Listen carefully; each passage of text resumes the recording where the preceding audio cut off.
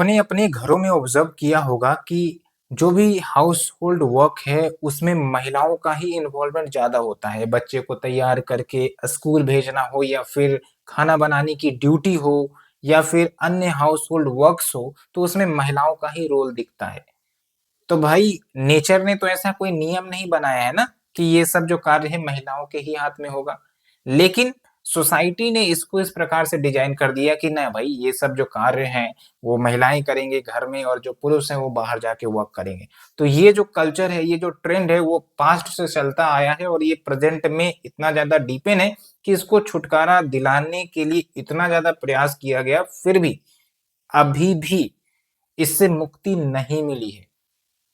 तो कहने का तात्पर्य ये है कि वुमेन का जो पार्टिसिपेशन है इन द वर्क फोर्स वो बहुत कम है, और उसके पीछे जो सोसाइटियल नेचर है, जो सोसाइटियल ट्रेडिशन है, वो एक जिम्मेदार तो है ही। उसके साथ साथ जो एक्स्ट्रा वर्कलोड महिलाओं को आ जाता है, एक तो वो कार्य भी करेंगी ऑफिस में जाकर, दूसरी बात ये है कि जब वो ऑफिस से जाकर घर में आएंगी तो घर का भी कार्य करना पड़ेगा। तो ये जो डबल बर्डन वाला सिस्टम है, इससे महिलाओं को एक रेसिस्टेंट फेस करना पड़ता है, एक रुकावट फेस करना पड़ता है साइकोलॉजिकली या फिर फिजिकली, कि वो अपना कैरियर एडवांसमेंट नहीं कर पाती हैं और अपने फ्यूचरिस्टिक विजन को भी अचीव करने में वो बाधाएं फेस करती हैं। तो आज आप एक कीवर्ड को सुनेंगे, साइकोलॉजिकल स्लेवरी। क्या है ये साइकोलॉजिकल स्लेवरी? बेसिकली जो महिलाएं हैं उन पर काफी ज्यादा समाज का दबाव होता है due to the nature of the society. तो इसके कारण वो रेसिस्टेंस फेस करती है कुछ भी नया करने में, कुछ आउट वर्क करने में, या फिर कैरियर का डिसीजन लेने में, या फिर मैरिज करना है या नहीं उस मुद्दे में। तो ये सब जो आप रुकावटें देख रही हैं जो माइंड में चलते रहती हैं महिलाओं के, यही तो है साइकोलॉजिकल स्लेवरी। तो इस साइकोलॉजिकल स्लेवरी से मुक्ति अगर पाना है तो कहीं ना कहीं वुमेन को आगे आना पड़ेगा और इंडिपेंडेंट डिसीजन लेने का प्रयास करना ही पड़ेगा। अब आप समझेंगे कि सर आप कहाँ से मुद्दे कहाँ लेकर चले गए। बेसिकली ये आपको समझाना जरूरी है क्योंकि ये बहुत ही ज्यादा सेंसिटिव मामला होता है, और जब तक थोड़ा सा आपको बैकग्राउंड ना पता चले तो आप क्लैरिटी से महिलाओं का जो रिप्रेजेंटेशन है वो कम क्यों है विभिन्न फील्ड में, उसको आप समझ नहीं सकेंगे। तो इस कंटेक्स्ट के माध्यम से मैंने वही समझाने का प्रयास आपको किया है। तो चलिए अब हम चलेंगे मेन मुद्दे पर कि जुडिशियरी में भी, अब आप जुडिशियरी की बात कर ले, एग्जीक्यूटिव की बात कर ले, लेजिस्लेचर हो गया, चाहे स्टेट लेजिस्लेचर हो गया, चाहे ब्यूरोक्रेटिक ऑफिसेस हो गए, हर जगह महिलाओं का रिप्रेजेंटेशन कम ही है। और इसको बढ़ाना भी एक चैलेंज का विषय है क्योंकि इतनी आसानी से रिप्रेजेंटेशन बढ़ नहीं पाती है डिस्पाइट इतनी ज्यादा स्कीम्स चल रही हैं स्टेट गवर्नमेंट के लेवल पर, सेंट्रल गवर्नमेंट के लेवल पर। फिर भी आप देखेंगे कि महिलाओं को उनके लीगल एज से पहले ही शादी करवा दिया जाता है। एक बर्डन सा लगता है, लायबिलिटी सा लगता है बहुत सारे पेरेंट्स को कि भाई जब तक इनकी शादी नहीं होगी तब तक के लिए ये लायबिलिटी है। ये सब सिचुएशंस महिलाएं फेस करती हैं। रूरल एरियाज में ये सब चीजें ज्यादा है क्योंकि लिटरेसी महिलाओं में वहां पर वैसे भी कम है और वहां पर सोसाइटियल बैरियर काफी ज्यादा है। ठीक है, तो जब ये डिफरेंट फील्ड में है तो जुडिशरी में भी दिख जाता है। अब जुडिशरी चाहे लोअर कोर्ट वाली हो या फिर हाई कोर्ट हो या सुप्रीम कोर्ट हो, वहां पर भी आपको ये दिख जाएगा, वहां पर भी इनइक्वालिटी दिख जाएगा। वो इस डाटा या फैक्ट से आप सब्सटेंशिएट जरूर करेंगे। आप देखिए यहाँ पर जब हम बात करते हैं सुप्रीम कोर्ट में महिलाएं जज का स्ट्रेंथ कितना है, 13.4%, यहाँ दिया गया है साफ साफ देखिए। हाई कोर्ट में क्या है, 9.3%, और सब ऑर्डिनेट कोर्ट में क्या है, 36.3%। कम है ना, बहुत कम है। उसके बाद देखिए ना कुछ और फैक्ट्स देखिए, only 3 times like 2013, 18, 22 in history supreme court में ऑल वुमेन बेंच हुआ है। क्या है ये ऑल वुमेन बेंच? तो थोड़ा सा आप बेंच के कंसेप्ट को भी समझेंगे कि जब भी कोई केस आता है सुप्रीम कोर्ट के पास तो वो किसी ना किसी बेंच को रेफर करते हैं। अब ये जो बेंच होते हैं ये बेसिकली नंबर ऑफ जज को रिप्रेजेंट करते हैं कि इन बेंच के पास केस जाएगा। अब ये जनरली ओड नंबर में होते हैं कि भाई 3 हो गए या फिर 5 जज का बेंच हो गया या 7 हो गया या 9 हो गया। ओड नंबर में क्यों रखे जाते हैं? ताकि फैसला हो सके। अगर इवन नंबर में रहेगा तो पता चला कि भाई 2 जो है पक्ष में दिया, 2 विपक्ष में दिया, तो फिर टाई हो गया ना, फिर फैसला हो ही नहीं सकेगा। इसलिए ओड नंबर रखा जाता है ताकि फैसला हो ही जाए, बेंच डिसीजन कर पाए इसलिए। तो इसमें क्या है कि जो बेंच क्रिएट होती हैं इसमें महिला पुरुष जज दोनों शामिल हो सकती हैं या फिर सिर्फ वुमेन एक्सक्लूसिव बेंच भी हो सकता है जो वुमेन के मुद्दे को देख सकते हैं या फिर कोई अन्य मुद्दे को भी देखा जा सकता है। ठीक है, तो जनरली वुमेन बेंच इसलिए भी क्रिएट किए जाते हैं कि महिला जज ही महिला के केस को सुने, तो ज्यादा सेंसिटिव मामला होता है तो डिसीजन अच्छे से दिया जा सकता है उनके सेंसिटिविटी के इश्यू को समझ के। फिर देखिए Supreme Court currently has only 3 women जज and first women chief justice of India वो हमें 2027 में मिलेगा। आप समझ रहे हैं अभी तक women chief justice of India हमारे देश में बनी ही नहीं है। तो ये हालत है और सिर्फ लोअर लेवल पर भी नहीं हायर लेवल पर भी ये विजिबिलिटी दिखती है, पार्लियामेंट में भी दिखती है, एग्जीक्यूटिव कैबिनेट मिनिस्टर्स में भी ये सब चीजें रिफ्लेक्ट होती हैं। इसलिए मैं आपको बता रहा हूं कि मुद्दा सिर्फ आप जुडिशरी से जोड़कर नहीं देखेंगे, इसको अन्य सेक्टर से भी जोड़कर देखेंगे। इवन आप इंडस्ट्रियलिस्ट के लेवल पर भी जा सकते हैं, वहां पर वुमेन सीईओ कितने हैं हमारे देश में। ठीक है, तो आपको अच्छे से क्लैरिटी मिलेगी। अब सवाल उठता है कि कारण क्या है लोअर रिप्रेजेंटेशन का महिलाओं का जुडिशरी में? तो एक तो सोसाइटियल फैक्टर मैंने आपको बताया कि भाई एक तो महिलाएं जॉब भी जाएं, जॉब के आने के बाद वो घर में भी काम करे, तो भाई फिजिकल और मेंटल बर्डन होगा कि नहीं होगा। इसीलिए वो एक ही डिसीजन ले पाती है, या तो कैरियर या फिर हाउस होल्ड। और मोस्टली आप देखेंगे हमारे देश में हाउस होल्ड वुमेन ज्यादा हैं। उसके बाद देखिए फैमिलियर रिस्पॉन्सिबिलिटी, ये मैंने आपको बता ही दिया है। और एक इंपॉर्टेंट बात ये भी है ना कि किसी को जज बनना है, महिलाओं को जज बनना है, तो एक तो रेगुलर प्रैक्टिस करना पड़ता है एज ए लॉयर, क्योंकि क्रेडिबिलिटी बनते चली जाती है ना। तो based on your expertise, based on your practice time, उस हिसाब से आपका प्रमोशन होगा जज के रूप में। और अगर आपने कंटिन्यूटी छोड़ दिया है, आपने 1 साल प्रैक्टिस किया, फिर 6 महीने गायब रहे, फिर प्रैक्टिस किया, फिर गायब रहे, तो ऐसे में क्या होगा कि आपकी क्रेडिबिलिटी नहीं बन पाएगी और आपके जगह कोई दूसरा जज आ जाएगा जिन्होंने उस क्रेडिबिलिटी को मेंटेन कर रखा है। तो ये एक बैरियर हुआ कि नहीं? बिल्कुल हुआ। उसके बाद सीनियरिटी प्रिंसिपल भी स्ट्रिक्ट डिसिप्लिन पर कार्य करता है, लाइक कंटिन्यूस प्रैक्टिस होना चाहिए, एफिशिएंसी होना चाहिए, एब्सेंट नहीं होना चाहिए। तो वो भी एक बाधा क्रिएट करती हैं महिलाओं के लिए, क्योंकि आप समझिए कि महिलाओं के साथ फैमिलियर रिस्पॉन्सिबिलिटी भी होती है। अब भाई कोई महिला है जो प्रेग्नेंट है तो उनको ब्रेक तो लेना पड़ेगा ना अपने प्रैक्टिस से। तो वो जो बैक ब्रेक है वो कहीं ना कहीं कैरियर ब्रेक बन जाता है।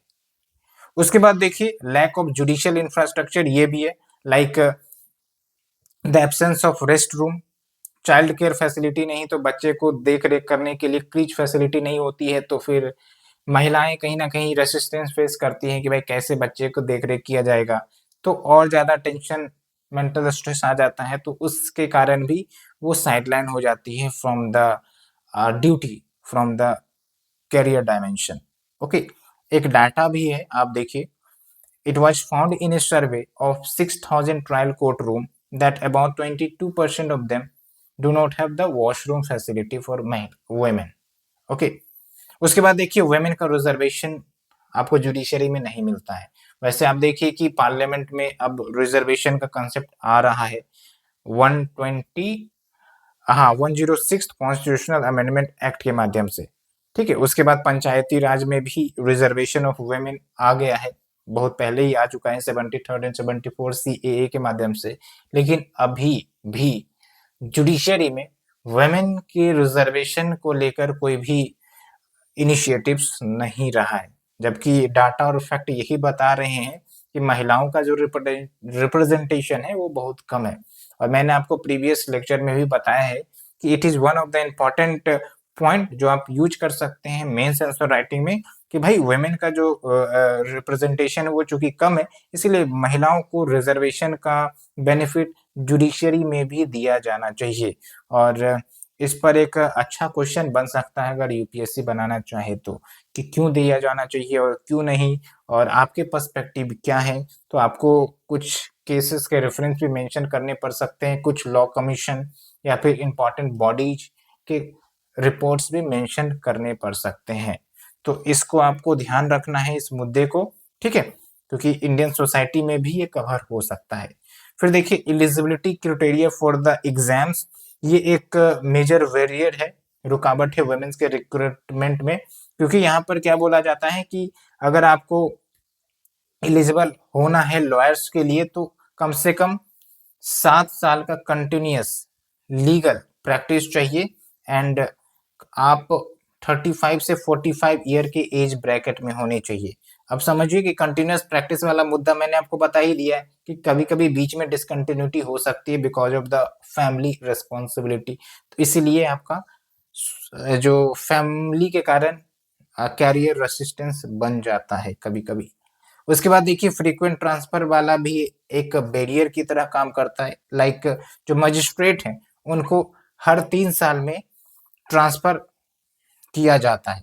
तो भाई ट्रांसफर करना मतलब किसी दूसरे डिस्ट्रिक्ट कोर्ट में भेज देना, किसी दूसरे स्टेट में भेज देना, तो ऐसे में जो महिलाएं हैं जिनकी फैमिली है बच्चे हैं, तो उनको भी ट्रांजिट करना एक बैरियर की ही तरह कार्य करता है ना, क्योंकि सिर्फ महिलाएं मूव नहीं करेंगी, उनके साथ फैमिली भी असर खाएगा, फैमिली भी प्रभावित होगा, बच्चे भी प्रभावित होंगे। तो बहुत बार क्या होता है कि फैमिली इश्यूज डोमिनेट कर जाती हैं then the career issue of the women. उसके बाद देखिए पैट्रियोटिकल सोसाइटी, ये तो हर जगह विजिबल हो जाता है, every societal structure in India वो आपको देखने को मिल जाता है कि जो महिलाएं हैं वो अपनी इंडिपेंडेंट डिसीजन नहीं ले पाती हैं करियर को लेकर या फिर इवन शादी को लेकर। तो ये चीज तो डोमिनेटेड है ही, और धीरे धीरे ये दूर हो रही हैं और होंगी ही, जैसे जैसे महिलाएं अपने राइट्स के प्रति अवेयर होंगी तो वो हायर विजन की तरफ आगे बढ़ेंगी ही, और फिर ये जो माइंडसेट है वो कम होगा। ओके, अब बात करते हैं कि इम्पोर्टेंस क्या है वुमेन रिप्रेजेंटेटिव का जुडिशरी में।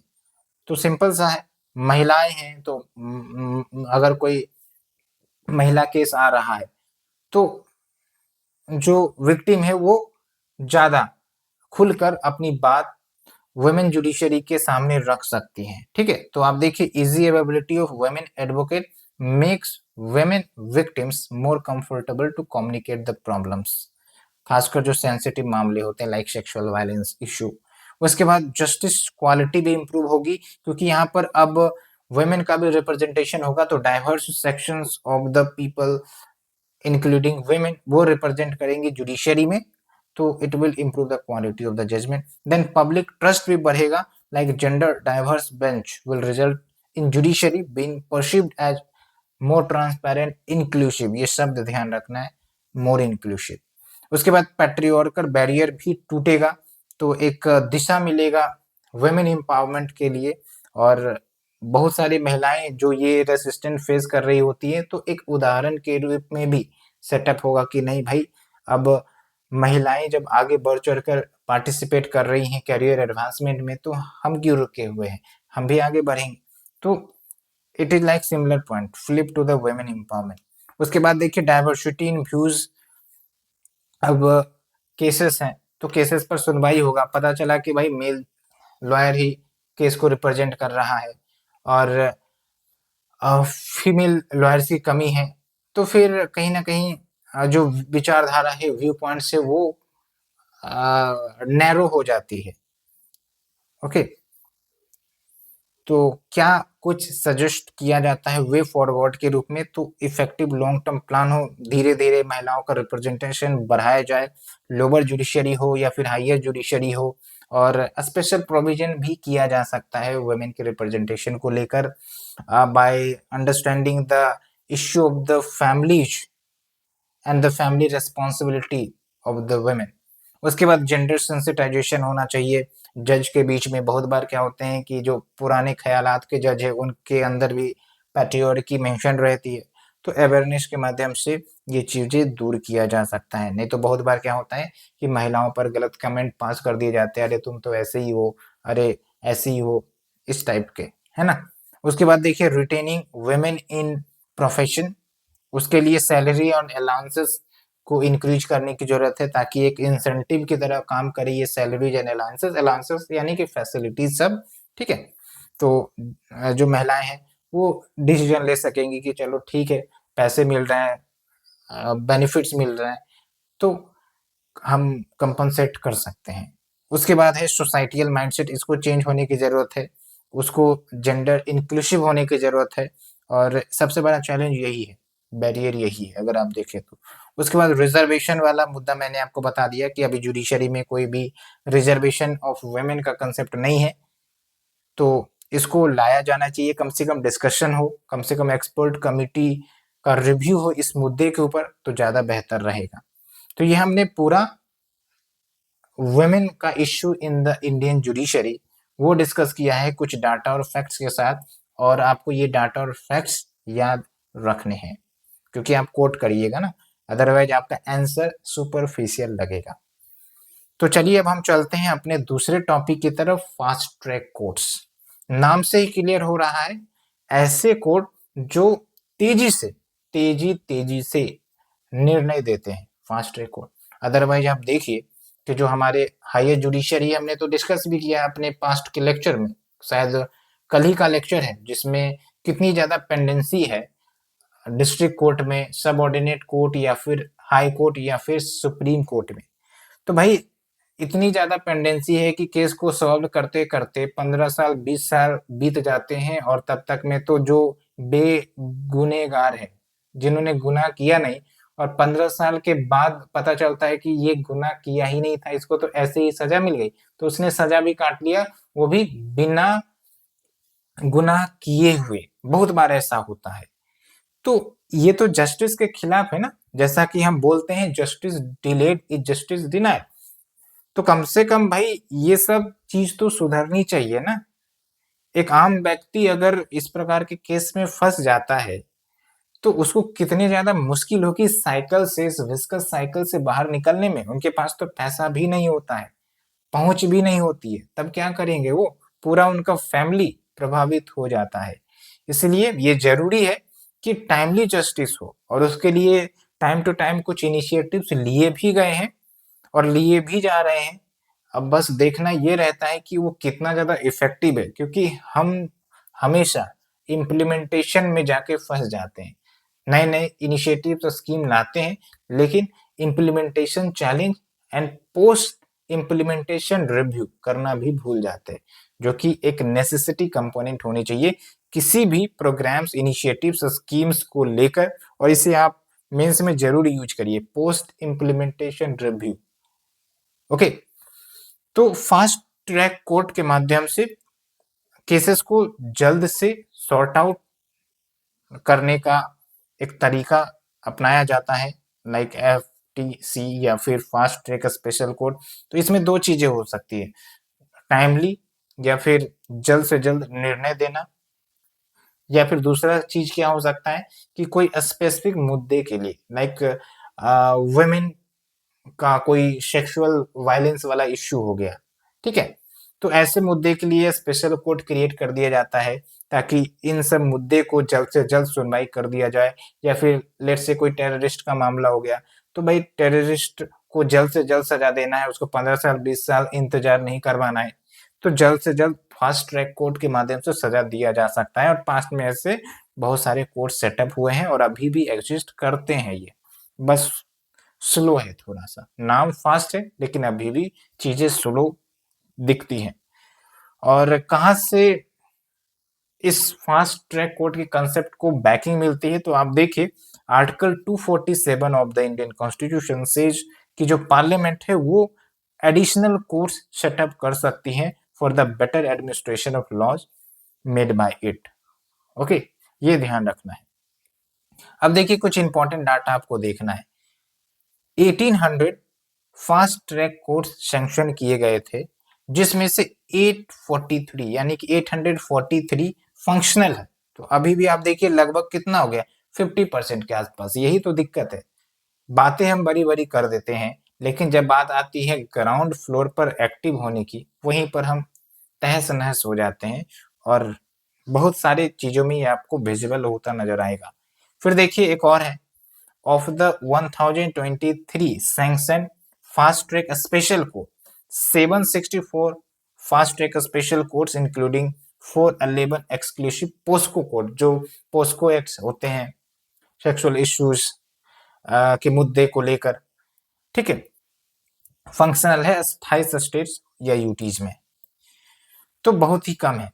तो एक तो यही हो गया कि भाई कम से कम जितना सैंक्शन किया गया है उतना तो हो, ज्यादा नहीं कर सकते लेकिन उतना तो हो, अदरवाइज क्या ही लॉजिक बनता है फास्ट ट्रैक कोर्ट्स का अगर पेंडेंसी अभी भी बनी हुई है, कम नहीं हो रही है। ये है। उसके बाद अगर हम चले अगले टॉपिक पर, तो हिस्टोरिकल इवोल्यूशन कैसे हुआ है फास्ट ट्रैक कोर्ट का। तो आप देखिए 11th फाइनेंस कमीशन जो 2000 में सेटअप हुआ था, इसमें रिकमेंड किया गया था कि 1734 फास्ट ट्रैक कोर्ट सेटअप किए जाएं ताकि स्पीडी डिस्पोजल हो पेंडिंग केसेस का, ठीक है, अंडर ट्रायल्स जो अटके पड़े रह जाते हैं कम से कम वो सब दूर हो। उसके बाद देखिए पोस्ट 2011 यानी कि 2011 के बाद सेंट्रल गवर्नमेंट इससे पहले फंडिंग भी देती थी फास्ट ट्रैक कोर्ट्स को सेटअप करने के लिए, लेकिन धीरे धीरे वो फंडिंग देना बंद कर दी और उसके बाद ये बोला गया कि भाई अब फास्ट ट्रैक कोर्ट्स को एस्टेब्लिश करने की जिम्मेदारी, फंड करने की जिम्मेदारी स्टेट के पास होनी चाहिए, स्टेट ये सब करेगा। अब भाई बहुत सारे स्टेट के पास तो फाइनेंशियल कंडीशन ही खराब है, सेंट्रल गवर्नमेंट पर पैसे के लिए डिपेंड करती है। इवन जो बजट आता है, बजट में जो अमाउंट आते हैं कभी कभी केंद्र से ही लोन लेना पड़ जाता है, बजट डेफिसिट जिसको हम कहते हैं। तो ऐसे में ये सब राज्य जो है ना उतना अच्छे तरीके से इन सब कोर्ट्स को एस्टेब्लिश नहीं करेंगे, क्योंकि ये साफ साफ बोलेंगे भाई पैसा ही नहीं है, तो भाई जज को पैसा कैसे दें, है ना, जुडिशियल इंफ्रास्ट्रक्चर में हम पैसा कैसे खर्च करें जब हमारे पास पैसा ही नहीं है। उसके बाद देखिए 14th फाइनेंस कमीशन, जिसमें ये भी रिकमेंड किया गया था कि 1800 फास्ट ट्रैक कोर्ट्स सेटअप किए जाएं और इसके लिए ये सजेस्ट भी किया गया था कि जो 42% का शेयर हमने बढ़ाया है, शायद 31% पहले था 13 फाइनेंस कमीशन में, 14th में 42% किया गया है। ये 31% वाले में थोड़ा सा मुझे कंफ्यूजन है, 31 या 32 ही होगा मेरे ख्याल से। तो उसको बढ़ा के 42% किया गया था और इसमें बोला गया कि भाई हम जो एक्स्ट्रा आपको एलोकेट कर रहे हैं तो आप इन सब फास्ट ट्रैक कोर्ट में इन्वेस्ट कर सकते हैं, इंफ्रास्ट्रक्चर इंप्रूव करने में लगा सकते हैं। तो ये एक एक्स्ट्रा बात बताई गई थी। उसके बाद देखिए ministry of law and justice, इन्होंने एक स्कीम लॉन्च किया था for setting up the fast track special court for rape and POCSO act cases, और किसके पार्ट के अंतर्गत, national mission for safety of women.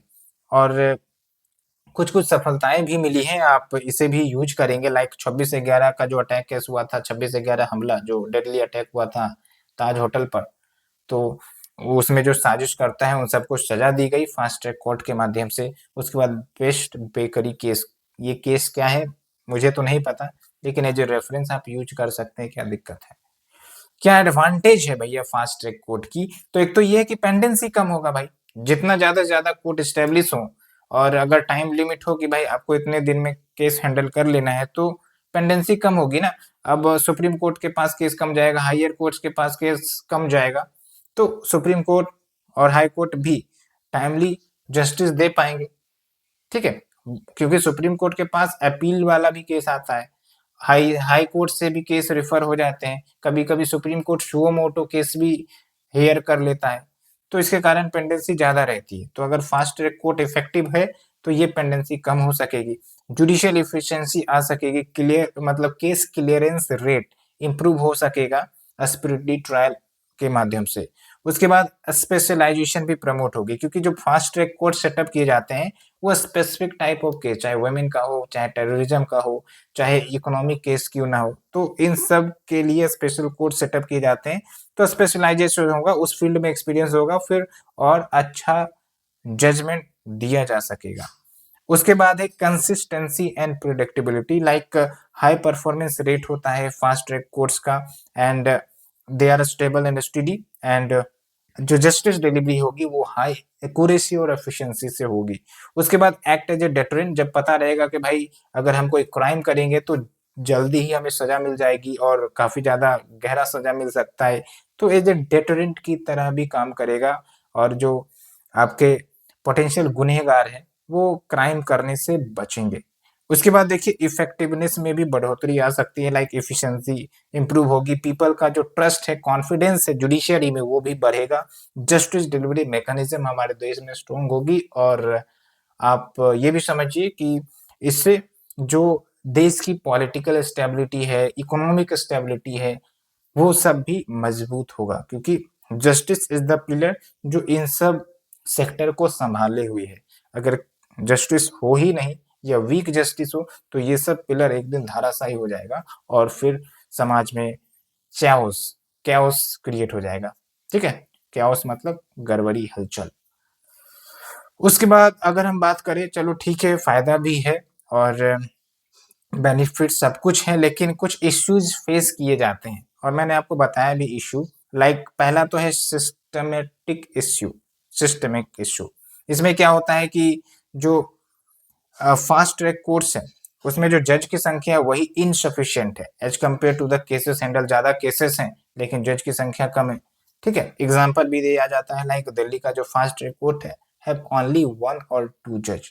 उसके बाद एड हॉक जैसी सिचुएशन भी होती है, लाइक पेंडेंसी के मुद्दे, मतलब पेंडेंसी के केस को हैंडल करने के बजाय जो courts fast track court setup किए जाते हैं वो स्पेसिफिक इंसिडेंट पर सेटअप कर दिए जाते हैं। कोई अगर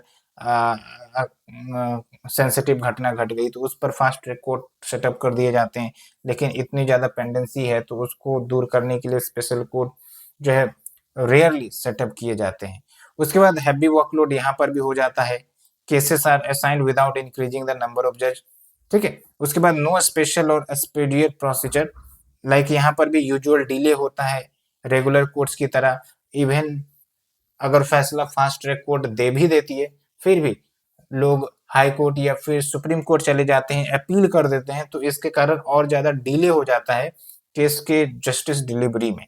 ओके, और फाइनेंशियल कांस्टेंट भी है, लाइक सुप्रीम कोर्ट इन ब्रिज मोहन लाल केस, इसमें ये बताया भी गया था कि ये जो फास्ट ट्रैक कोर्ट है जिसको स्टेट डोमेन में रखा गया है तो कहीं ना कहीं फंड की इश्यू आ ही जाती है।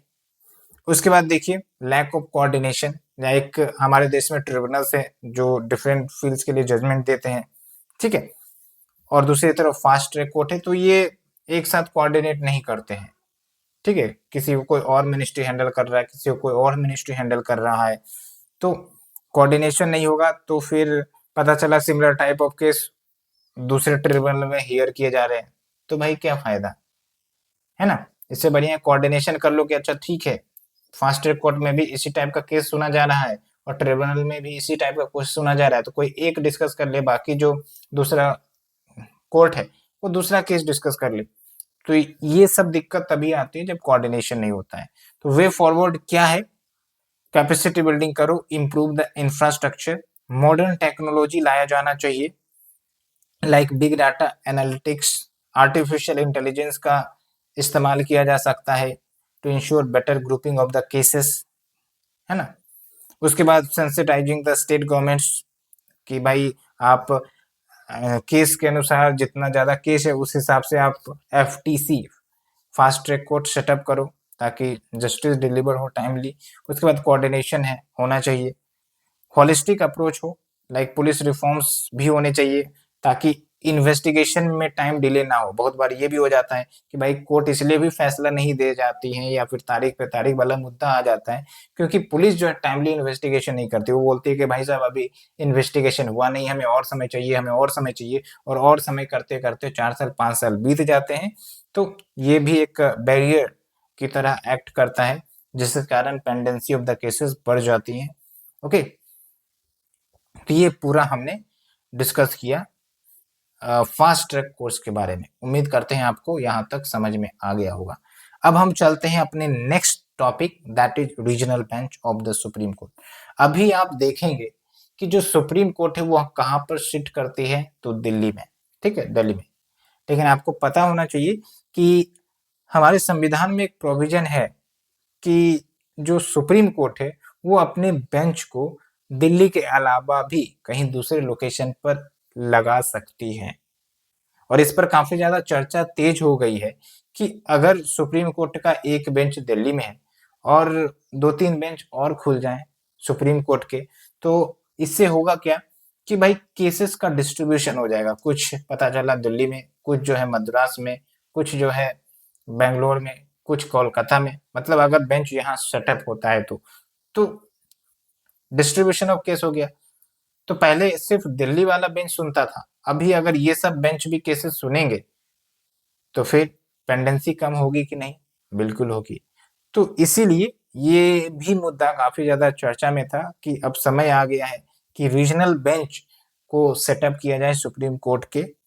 ओके, और आप देखिए एक update like parliamentary standing committee on personnel public grievance law and justice. तो इस कमेटी ने इन्फॉर्म भी किया कि पार्लियामेंट जो है वो, मतलब पार्लियामेंट को इन्फॉर्म किया क्योंकि ये रिपोर्ट जो है पार्लियामेंट को ही सौंपती है कि भाई गवर्नमेंट जो है विचार कर रही है कि जो हमने रिकमेंडेशन दिया है to establish regional bench of the supreme court, तो उसको एक्सेप्ट करेंगी। ठीक है, और ये जो रिकमेंडेशन दिया गया वो 133rd report of the parliamentary standing committee, जिसका टाइटल है judicial process and the reform. तो मैंने आपको बताया ही है, जो आपका आर्टिकल 130 है, ये सुप्रीम कोर्ट इसका इस्तेमाल करके रीजनल बेंच क्रिएट कर सकती है, हालांकि प्रेयर अप्रूवल ऑफ प्रेसिडेंट चाहिए ही। ओके, तो ये बोला जाता है जनरली कि जो दिल्ली का प्रिंसिपल बेंच है ना, वो कॉन्स्टिट्यूशनल केसेस को सुनेंगी, यानी कि जो संविधान से रिलेटेड डिस्प्यूट है, ठीक है, संविधान के इंटरप्रिटेशन को लेकर डिस्प्यूट है, तो वो दिल्ली बेंच सुन लेगा। बाकी जो रीजनल बेंच सेटअप होंगी डिफरेंट लोकेशन पर, वो एपीलिएट केसेस सुन लेंगे। जैसे हाई कोर्ट से अपील हो जाता है, सिटीजन अपने फंडामेंटल राइट्स के लिए अपील कर देती हैं, तो वो केसेस रीजनल बेंच सुन ले। तो इससे डिस्ट्रीब्यूशन ऑफ केस होगा, तो पेंडेंसी कम हो पाएगी, और साथ के साथ जो दिल्ली का कॉन्स्टिट्यूशनल बेंच होगा वो और कॉम्प्रिहेंसिव तरीके से कॉन्स्टिट्यूशन मुद्दे पर फैसला दे पाएगा, जो कि संविधान के काफी अनुरूप भी होगा। ओके, ये ध्यान रखना है। उसके बाद देखिए, the interpretation of the constitution and constitutional matters may be dealt with Delhi and the regional bench में डिसाइड द एपीलिएट मैटर्स। ये मैंने आपको बता दिया है।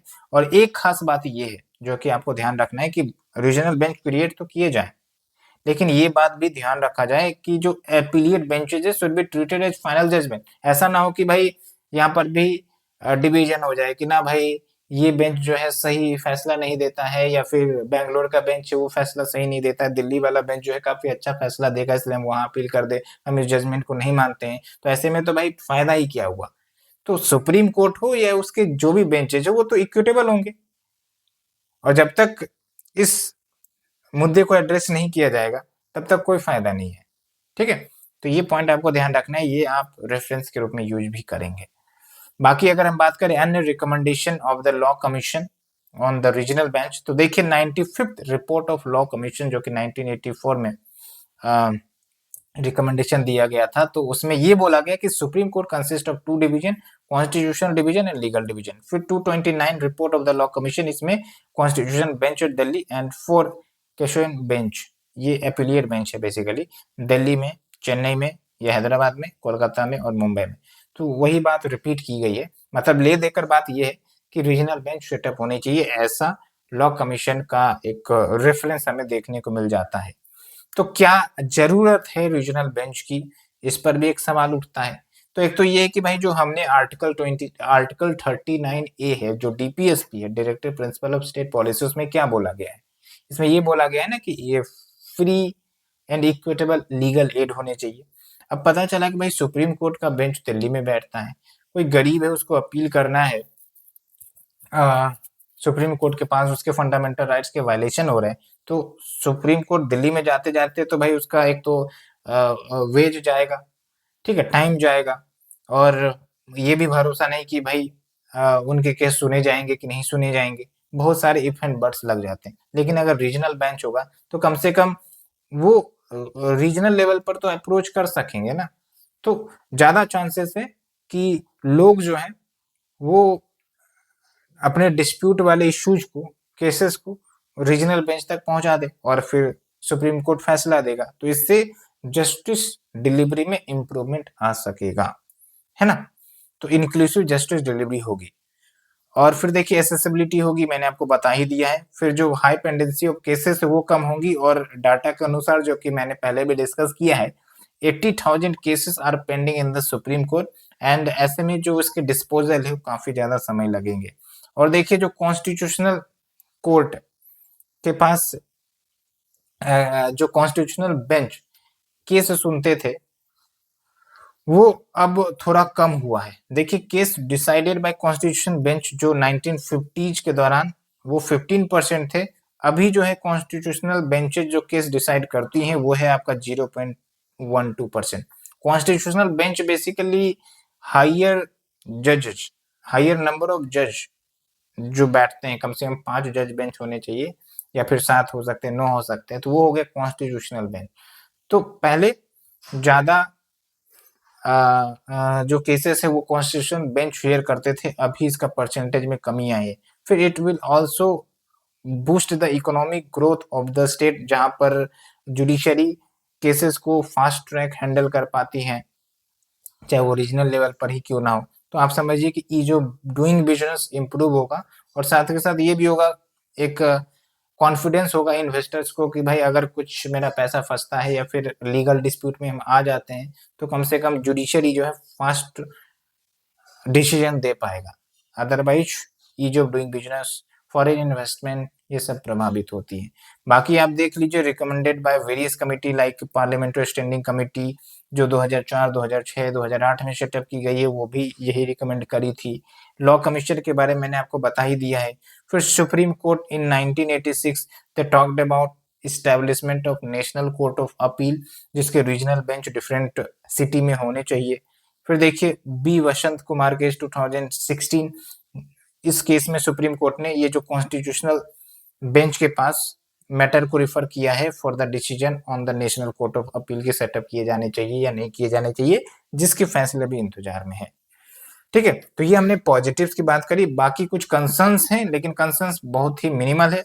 Like it may dilute the superiority of the supreme court decisions, यानी कि जो दिल्ली बेंच में सुप्रीम कोर्ट के फैसले दिए जाते हैं, ठीक है, अगर रीजनल बेंच सेटअप हो गए तो पता चला कि क्रिटिसिज्म हो जाने लगेगा रीजनल बेंच का। अगर अम, अ, एक पार्टी के पक्ष में फैसला नहीं आया, तो जनरली यही होता है ना, दो पार्टी होती है किसी भी केस में, तो एक के पक्ष में आया, दूसरा पक्ष क्रिटिसाइज करने लगेगा कि भाई कहीं ना कहीं इसमें बायसनेस है, ये दिक्कत है, वो दिक्कत है, दिल्ली में जो कोर्ट है वही बढ़िया है। ठीक है, तो इसको कम तभी किया जा सकेगा जब जो रीजनल बेंच का फैसला है वो फाइनल माना जाएगा। ओके, उसके बाद देखिए affect the integrated judiciary system, ये प्रभावित हो सकता है।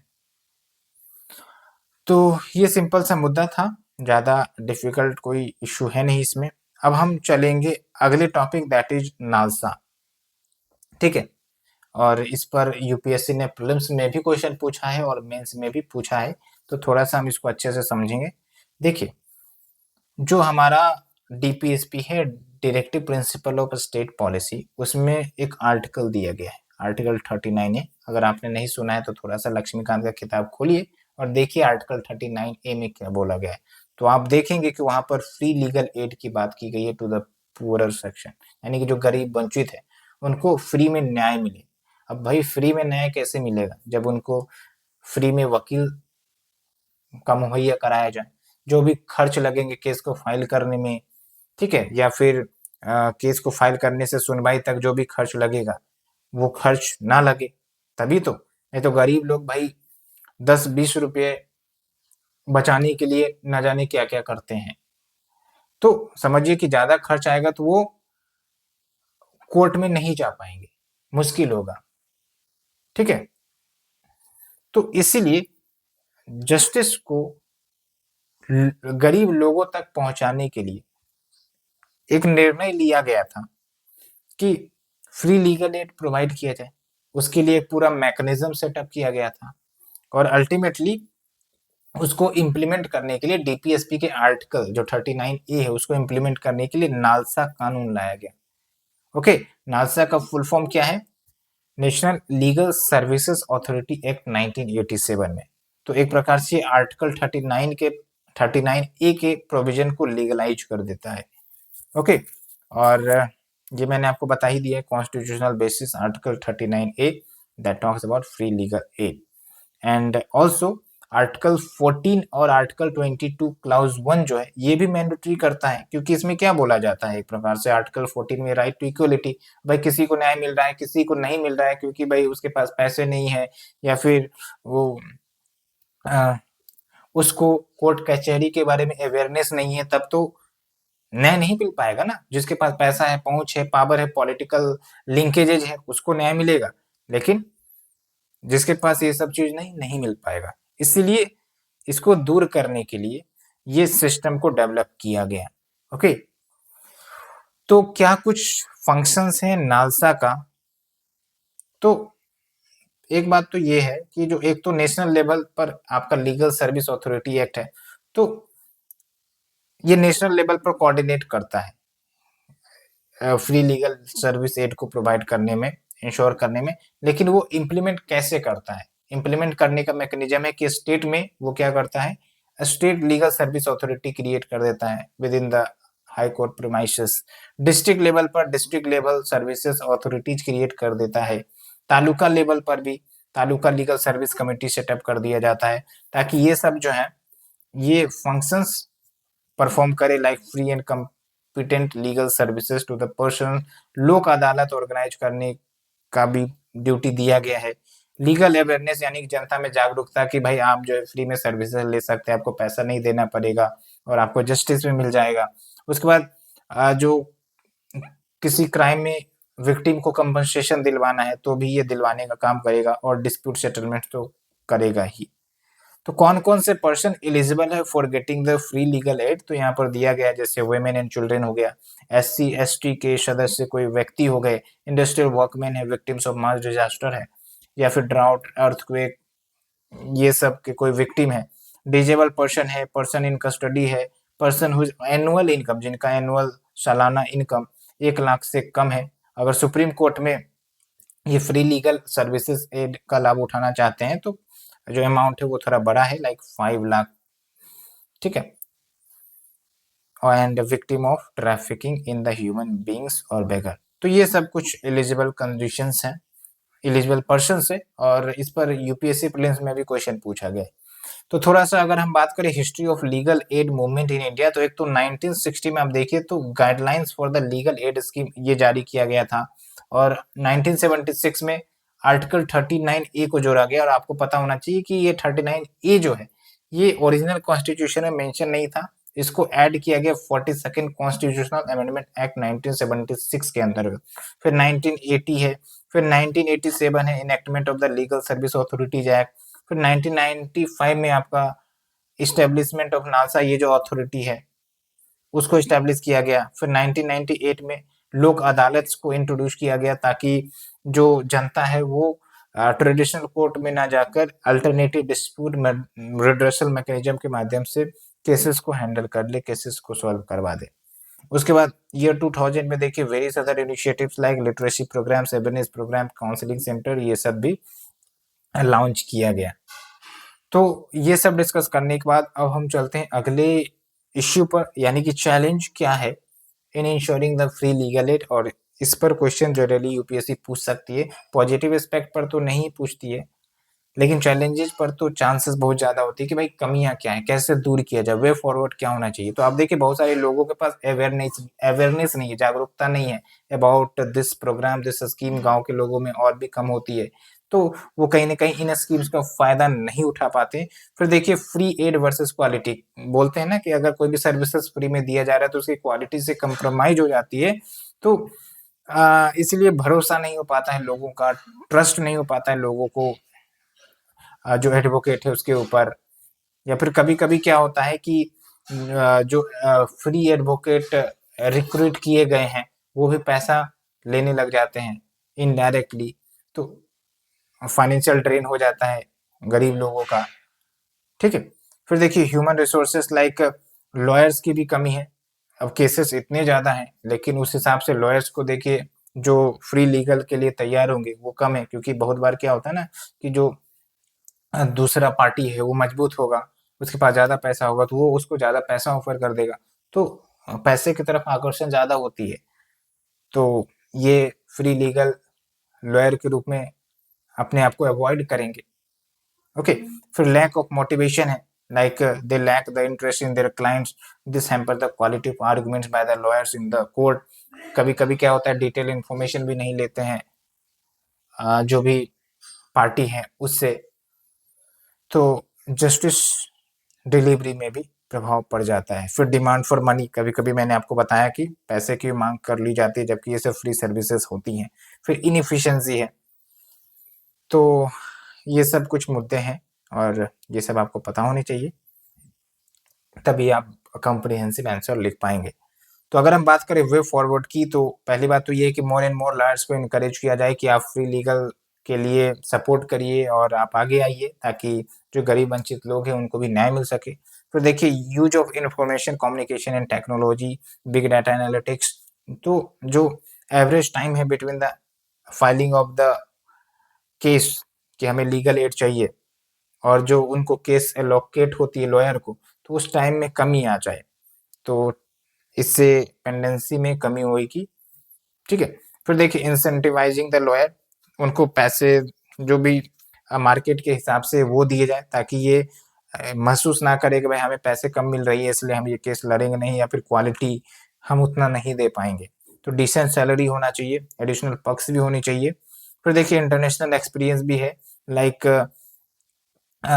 साउथ अफ्रीका, केनिया जैसे देश ये फ्री लीगल एड सर्विसेज को एसेंशियल सर्विसेज डिक्लेयर करते हैं, तो इससे थोड़ा-सा जो वेटेज है इन सर्विसेज का वो बढ़ जाता है और एक्टिव पार्टिसिपेशन होता है लॉयर्स का, पीपल का। ओके, तो एक्चुअली क्या है कि हम जो है एसडीजी गोल्स को कंप्लीट करने का प्रयास कर रहे हैं 2030 तक, जिसमें से एक गोल है सस्टेनेबल डेवलपमेंट 16, जो कि पीसफुल एंड इंक्लूसिव सोसाइटी की बात करता है। तो जब तक जस्टिस नहीं होगा, each and every people belonging to any society, चाहे रिच हो या पुअर हो, तो अगर इक्विटेबल जस्टिस नहीं है तो हम एसडीजी के गोल को भी पूरा नहीं कर पाएंगे।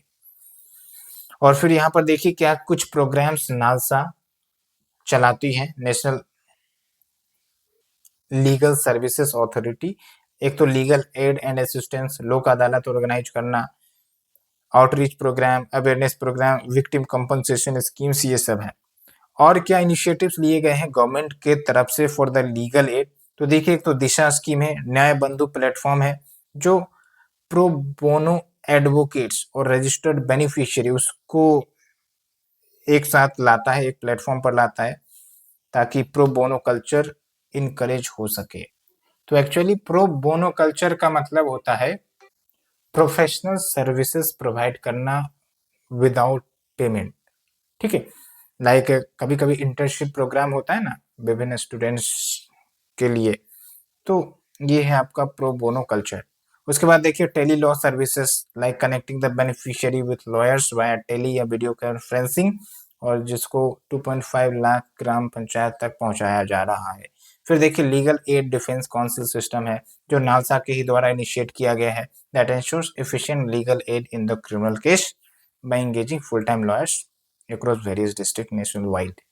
तो ये पूरा हमने डिस्कस किया है, जो भी आपके NASA and free legal add से जुड़े सर्विसेज हैं, क्या कमियां हैं और कैसे इस कमी को दूर किया जा सकता है। तो इन सब मुद्दे पर हमने चर्चा किया एंड बिलीव मी कि it is one of the important topic जो यूपीएससी मेंस के लिए है। अब चलते हैं अपने लास्ट टॉपिक की तरफ, that is the judicial infrastructure in India. तो भारत में एक तो जज की संख्या कम है, दूसरी तरफ वुमेन का पार्टिसिपेशन कम है, तीसरी तरफ जुडिशियल इंफ्रास्ट्रक्चर में भी कमी है। अब जुडिशियल इंफ्रास्ट्रक्चर में क्या आता है भाई, कोर्ट प्रेमिसेस आ गए। अब कोर्ट प्रेमिसेस के अंदर भाई वहाँ पंखा है कि नहीं, वहाँ पर डिजिटल एसेसिबिलिटी है कि नहीं, ई कोर्ट की सुविधा है कि नहीं, वीडियो कॉन्फ्रेंसिंग की सुविधा है कि नहीं, इंटरनेट की कनेक्टिविटी है कि नहीं। तो ये सब जुडिशियल इंफ्रास्ट्रक्चर में आ गया ना, और ये सब जब तक सही नहीं रहेंगी तो ना तो डिजिटलाइजेशन का लाभ उठाया जा सकेगा, ना जस्टिस इंक्लूसिव हो पाएंगी, और वुमेन का भी पार्टिसिपेशन इससे प्रभावित होता है। लाइक महिलाओं के लिए स्पेशल या डेडिकेटेड टॉयलेट्स, ये सब नहीं होने के कारण फिर भी एक बैरियर होता है जो वो पार्टिसिपेट नहीं कर पाती वर्क फोर्स में। कहीं ना कहीं आपने भी ये महसूस किया होगा, बहुत सारे आर्टिकल सब भी आते रहते हैं। ठीक है, इसलिए जुडिशियल इंफ्रास्ट्रक्चर को इनहांस करने की जरूरत है। और चीफ जस्टिस ऑफ इंडिया ने, अब तो ये फॉर्मल हो गए हैं वैसे, अब नए चीफ जस्टिस ऑफ इंडिया आ गए हैं, नाम आप बता सकते हैं। तो they have proposed a creation of national judicial infrastructure authority of India. तो जुडिशियल इंफ्रास्ट्रक्चर क्या है मैंने आपको बता दिया, it like providing equal and free access to the justice, it's a component, मतलब फ्री एंड इक्विटेबल जस्टिस को provide करने में ये सहायता प्राप्त कर सकेगा। और इसमें physical premises, tribunals, lawyers, chambers, digital and human resources infrastructure, ये सब आ जाते हैं। तो आखिरकार दो इश्यू यहाँ पर देखेंगे कि जुडिशियल इंफ्रास्ट्रक्चर की क्वालिटी इतनी कमी क्यों है हमारे देश में। एक तो बजट एलोकेशन बहुत कम होता है। आप देखिए, India spends only 0.09% of its GDP to maintain the judicial infrastructure. तो आप एक डाटा कोट करेंगे, दैट इज सफिशिएंट। फिर प्लानिंग की भी दिक्कत है, यानी कि जो इंफ्रास्ट्रक्चर तैयार किए जाते हैं, प्रॉपर प्लानिंग नहीं की जाती है, फ्यूचर को ध्यान में रखकर नहीं किया जाता है। जैसे बहुत बार आप देखिएगा कि धरती के नीचे केबल लाइन बिछाया जाता है, भाई 50 बार रोड को तोड़ा जाएगा फिर बिछाया जाएगा। एक बार हम फ्यूचरिस्टिक प्लानिंग ना कर ले कि भाई ठीक है, आज हम ये केबल बिछा रहे, कल को गैस पाइपलाइन आ सकता है, कल को इंटरनेट वायर आ सकता है। तो वो फ्यूचरिस्टिक विजन रखेंगे तो हम एक ही बार गड्ढा करके और उसके लिए हम अलग से सेक्शन दे सकते हैं ना। लेकिन वो होता नहीं है, रोड बार बार तोड़ना है, बार बार अर्बन सिटीज में देखेंगे कहीं रोड टूट रहा है, कहीं पुल टूट रहा है। तो ये सिचुएशन जुडिशियरी या जुडिशियल इंफ्रास्ट्रक्चर में भी देखने को मिल जाती है, और ये सब कहीं ना कहीं प्रॉपर प्लानिंग, फ्यूचरिस्टिक प्लानिंग को ध्यान में नहीं रखा जाता है, तभी ये समस्याएं आती हैं। फिर एक कम्प्लेक्स फाइनेंसिंग, यानी कि जो जुडिशियल इंफ्रास्ट्रक्चर को फाइनेंस करने का तरीका है वो भी कम्प्लेक्स है। एक तो एग्जीक्यूटिव के साथ कोऑर्डिनेशन करना पड़ेगा, और क्योंकि जुडिशियरी के पास अपना खुद का उतना फंड होता नहीं है, तो इन सब प्रोजेक्ट के लिए पैसे ज्यादा लगते हैं। तो भाई कोऑर्डिनेशन होगा एग्जीक्यूटिव सेंट्रल गवर्नमेंट के तरफ से तब ना। ठीक है, तो ये बात हो गई। उसके बाद देखिए, delay and underutilisation of the resources. बहुत बार क्या होता है, पैसे एलोकेट किए गए हैं लेकिन अंडर यूटिलाइज है विभिन्न राज्यों के डिस्ट्रिक्ट कोर्ट्स में या फिर हाई कोर्ट्स में। और उसके बाद है judiciary's dependence on the executive for the fund for the design, monitoring and execution of the infrastructure. Okay, अब हम लास्ट टॉपिक पर पहुंच गए हैं, that is the need for the reforms in the judicial infrastructure. तो ये तो simple है कि भाई पेंडेंसी ऑफ केसेस ज्यादा है, इसलिए हमें जुडिशियल इंफ्रास्ट्रक्चर को इम्प्रूव करने की जरूरत है। लाइक वीडियो कॉन्फ्रेंसिंग के माध्यम से केस को सुलझाया जाए, या फिर तुरंत के तुरंत अगर कोई सबूत को डिलीवरी करना हो तो वो टेक्नोलॉजी या डिजिटल तरीके से डिलीवर हो सकता है ना। नहीं तो इन्वेस्टिगेशन का रिपोर्ट किसी दूसरे राज्य से लेट से आ रहा है तो आने में उसको समय लग जाएगा, इसके कारण डेट पे डेट, तारीख पे तारीख वाला मुद्दा आ जाता है फिर। ओके, उसके बाद issues with the enforcing contracts, digitisation of judiciary ये बहुत ही कम है। उसके बाद अकाउंटेबिलिटी की भी कमी है, like dedicated special purpose vehicle या डेडिकेटेड बॉडी नहीं है for the purpose of enhancing judicial infrastructure. तो आप एक सजेशन लिख सकते हैं कि भाई एक डेडिकेटेड बॉडी होनी चाहिए जो स्पेसिफिकली जुडिशियल इंफ्रास्ट्रक्चर पर फोकस करे, ताकि टाइमली इन्फोर्समेंट हो, किसी भी इंफ्रास्ट्रक्चर प्रोजेक्ट्स पर अगर काम हो रहा है तो मॉनिटरिंग हो।